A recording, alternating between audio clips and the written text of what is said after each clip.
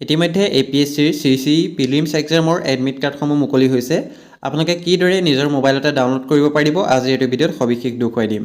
পোনপ্ৰথমতে আপোনালোকে ডেছক্ৰিপশ্যনত দিয়া লিংকটো অ'পেন কৰি লওক, নহ'লে যিকোনো এটা ব্ৰাউজাৰত আপোনালোকে apsc.nic.in বুলি চাৰ্চ কৰিব পাৰে। মই লেপটপৰ স্ক্ৰীনত দেখুৱাই দিছোঁ, আপোনালোকে মোবাইলতো ডাউনলোড কৰি ল'ব পাৰিব। পোনপ্ৰথমতে আপোনালোকে লিষ্টখন চাই লওক। দেখিছে list of the candidate who have successfully submitted and paid application fee for preliminary examination. দেখিছে কম্বাইণ্ড কম্পিটিটিভ এক্সাম 2023। যিসকলে এপ্লিকেশ্যনখন কমপ্লিট কৰিছিলে, যিসকলে CC এক্সামৰ অনলাইন এপ্লিকেশ্যন ফৰ্মখন অনলাইন পে'মেণ্ট কৰাৰ পাছত ছাকচেছফুলি ছাবমিট হৈছিলে, তেওঁলোকৰ এখন লিষ্ট মুকলি হৈছে। পোনপ্ৰথমতে আপোনালোকে লিষ্টখনৰ নামটো আছেনে নাই সেইটো চাই ল'ব। যদি আপোনালোকৰ নামটো নাই, যদি আপোনালোকৰ এপ্লিকেশ্যনখন কমপ্লিট হোৱা নাছিলে, পে'মেণ্ট যদি কৰিব পৰা নাছিলে, তেনেহ'লে আপোনালোকে এডমিট কাৰ্ডটো ডাউনলোড কৰিব নোৱাৰিব। পোনপ্ৰথমতে দেখিছে ডেছক্ৰিপশ্যনত মই ডাইৰেক্ট লিংকটো দি থৈছোঁ, আপোনালোকে তাৰ পৰা ডাইৰেক্ট PDFটো ডাউনলোড কৰি ল'ব পাৰিব। দেখিছে আপোনালোকে এইখন আপোনালোকৰ CC কম্বাইণ্ড কম্পিটিটিভ এক্সামৰ আপোনাৰ যিখন PDF, যিসকলে ছাকচেছফুলি আপোনালোকৰ এপ্লিকেশ্যন ফৰ্মখন ছাবমিট কৰিছিলে, আপোনালোকে তললৈ গৈ থাকিলে আপোনালোকে দেখিবলৈ পাব টোটেল কেণ্ডিডেট আছে আপোনালোকৰ। মই দেখুৱাই দিছোঁ টোটেল কেণ্ডিডেট হৈছে আপোনালোকৰ 67,251 জনে APSC CC প্ৰিলিমছ এক্সামৰ বাবে অনলাইন আবেদন কৰিছে। দেখিছে আপোনালোকে এতিয়া আপোনাৰ নামটো আছেনে নাই সেইটো চাবৰ বাবে Ctrl F প্ৰেছ কৰি পেলাই আপোনাৰ নামটো চাৰ্চ কৰিব পাৰে।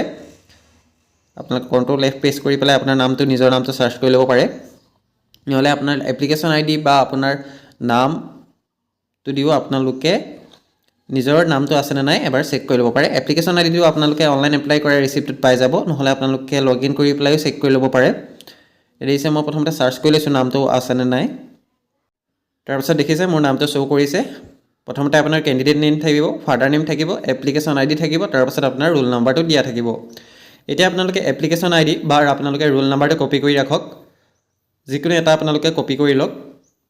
কপি কৰি লোৱাৰ পাছত আপোনালোকে এডমিট কাৰ্ড ডাউনলোড কৰাৰ লিংকটো আপোনালোকে অ'পেন কৰি ল'ব। লিংকটো মই ডেছক্ৰিপশ্যনত দি ৰাখিছোঁ ডাইৰেক্ট। প্ৰথমতে আপোনালোকে এপ্লিকেশ্যন নাম্বাৰ বা আপোনালোকে ৰোল নাম্বাৰ যিকোনো এটা আপোনালোকে কপি কৰি লওক। কপি কৰাৰ পাছত ডেছক্ৰিপশ্যনত দিয়া লিংকটো অ'পেন কৰি লওক। ডাইৰেক্ট এডমিট কাৰ্ড ডাউনলোড বুলি মই লিংকটো দি দিছোঁ, তাত আপোনালোকে ডাউনলোড এডমিট কাৰ্ড দেখিছে আপোনালোকে, ইয়াৰ পৰাই আপোনালোকে CC প্ৰিলিমছ এক্সামৰ এডমিট কাৰ্ডটো ডাউনলোড কৰিব পাৰিব।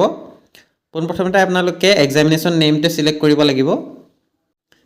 ছিলেক্ট অপশ্যনটোত গৈ পেলাই আপোনালোকে পোনপ্ৰথমতে এক্সামিনেশ্যন নেমটো ছিলেক্ট কৰি ল'ব। দেখিছে কম্বাইণ্ড কম্পিটিটিভ এক্সামিনেশ্যন 2023 এপ্লিকেশ্যন নং অব্লিক ৰোল নাম্বাৰ। ইয়াত আপোনালোকে যিকোনো এটা পেষ্ট কৰি দিব। আপোনালোকে ৰোল নাম্বাৰটো যদি কপি কৰিছিলে ৰোল নাম্বাৰটো পেষ্ট কৰিব, যদি আপোনালোকে এপ্লিকেশ্যন নাম্বাৰটো কপি কৰিছিলে তেতিয়া এপ্লিকেশ্যন নাম্বাৰটো পেষ্ট কৰি দিব। তাৰপাছত আপোনালোকে ডেট অফ বাৰ্থটো ছিলেক্ট কৰি ল'ব কেলেণ্ডাৰৰ পৰা, নহ'লে আপোনালোকে টাইপ কৰি ল'ব পাৰে ডেট অফ বাৰ্থটো। ফিল আপ কৰি হৈ যোৱাৰ পাছত আপোনালোকে প্ৰিণ্ট এডমিট কাৰ্ডৰ অপশ্যনটোত ক্লিক কৰিব, লগালগ আপোনাৰ এডমিট কাৰ্ডৰ PDFটো ডাউনলোড হৈ যাব। এইদৰে দেখিছে। তাৰপিছত মই অ'পেন কৰি দেখুৱাই দিছোঁ আপোনালোকক এডমিট কাৰ্ডটো। আপোনালোকৰ এডমিট কাৰ্ডটো এইদৰে শ্ব' কৰিব। দেখিছে অসম লোকসেৱা আয়োগ সম্পূৰ্ণ এডমিট কাৰ্ডটো আপোনালোকৰ এইদৰে শ্ব' কৰিব। এডমিশ্যন চাৰ্টিফিকেট বুলি আছে। ইয়াত আপোনালোকে এখন পাছপৰ্ট চাইজ ফটো পেষ্ট কৰিব লাগিব। আপোনাৰ 12 নম্বৰ পইণ্টটোত দিয়া হৈছে চেণ্টাৰটো, মোৰ যোৰহাট ডিষ্ট্ৰিক্টত পৰিছে চেণ্টাৰ।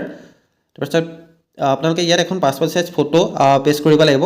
এতিয়া আপোনালোকে পেষ্ট নকৰিব, যেতিয়া এক্সামলৈ যাব আপোনালোকে তেতিয়া আপোনালোকে নিজৰ পাছপৰ্ট চাইজ ফটোখন পেষ্ট কৰি ল'ব।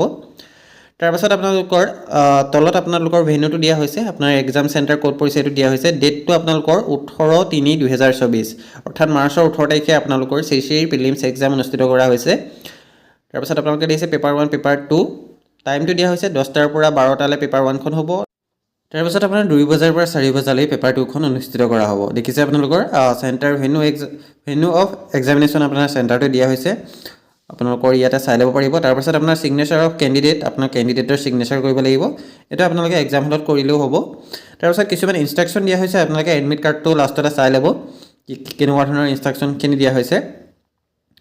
আপোনালোকে ব্লেক বা ব্লু পেন আপোনালোকে দুইটাই ইউজ কৰিব পাৰিব। দেখিছে আপোনালোকে। তাৰপাছত আপোনালোকে ID প্ৰুফ এটাত লৈ যাব লাগিব। আপোনালোকে PAN card, driving licence, passport, voter ID, Aadhaar card এনেকুৱা ধৰণৰ যিকোনো এটা আপোনালোকে ID প্ৰুফ লৈ যাব।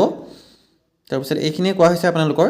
তাৰপিছত কোনো ধৰণৰ ডিজিটেল ৱাচ বা আপোনালোকে হেণ্ডবেন, মোবাইল এইখিনি আপোনালোকে ব্যৱহাৰ কৰিব নোৱাৰিব।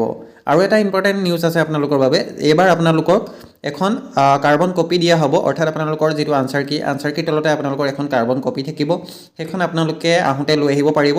মানে আপোনালোকে যিখিনি আনচাৰ কৰিছে সেইখিনি শুদ্ধ হৈছে নে নাই হোৱা আপোনালোকে ঘৰত আহি পেলাই চাব পাৰিব মিলাই আৰু লগালগ আপোনালোকৰ আগৰবাৰ নিচিনাকৈ এইবাৰো আপোনালোকৰ এক্সাম হৈ যোৱাৰ প্ৰায় 2-3 ঘণ্টাৰ পাছতে আনচাৰ কীসমূহ প্ৰকাশ পাই যাব APSCৰ অফিচিয়েল ৱেবছাইটতে সেইসমূহ কেনেকৈ ডাউনলোড কৰিব মই সময়ত এটা ভিডিঅ' বনাই দেখুৱাই দিম এইদৰে আপোনালোকে এডমিট কাৰ্ডসমূহ ডাউনলোড কৰি ল'ব পাৰিব এতিয়ালৈকে যদি আপোনালোকে ডাউনলোড কৰা নাই ডেছক্ৰিপশ্যনত দিয়া লিংকটোত গৈ পেলাই আপোনালোকে এডমিট কাৰ্ডসমূহ ডাউনলোড কৰি লওক